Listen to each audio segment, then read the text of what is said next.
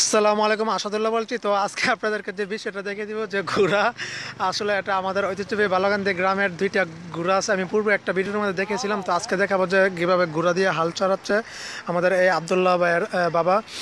তাছাড়া দুইটা ঘোড়া কিন্তু খুবই চমৎকার লাগতেছে আমার কাছে। তাদের কেশর, তাদের লেজের যে তাদের এলো চুল, তো এগুলি খুবই ভালো লাগতেছে আমার কাছে। তাছাড়া এখানে ক্ষেত, আসলে এই ঘোড়া দিয়ে ক্ষেতগুলি মানে ক্ষেতগুলি মানে হাল চড়ানো হয়। তাছাড়া আমাদের গ্রামে কিন্তু ট্রাক্টর আছে। আবদুল্লাহর ভাইয়ের যে চাচা, আবদুল্লাহর চাচারও কিন্তু মানে ট্রাক্টর আছে, ইসার মাথা যেটা আমরা বলে থাকি, সেটা দিয়ে হাল চয়ে করে ক্ষেতগুলি চাষ দেওয়া হয়। তাছাড়া এখানে আপনারা দেখতেছেন যে এই দুইটা ঘোড়া খুবই ভালো লাগতেছে। মাত্র হয়তো 12,000 টাকার মতো লেগেছে দুইটা ঘোড়া।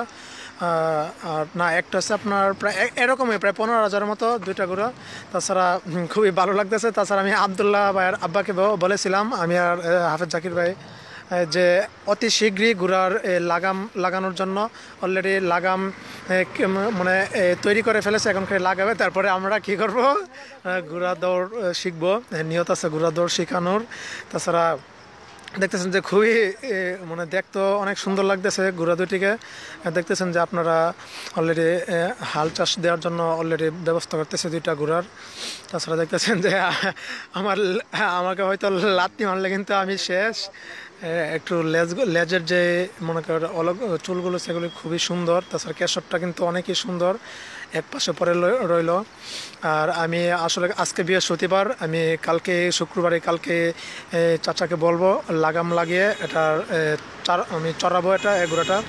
তাছাড়া এটা হচ্ছে আমাদের বালুকান্দির আপনার উত্তর দিকের যে জমিটা, উত্তর দিকের জমি, কৃষণের জমি এটা।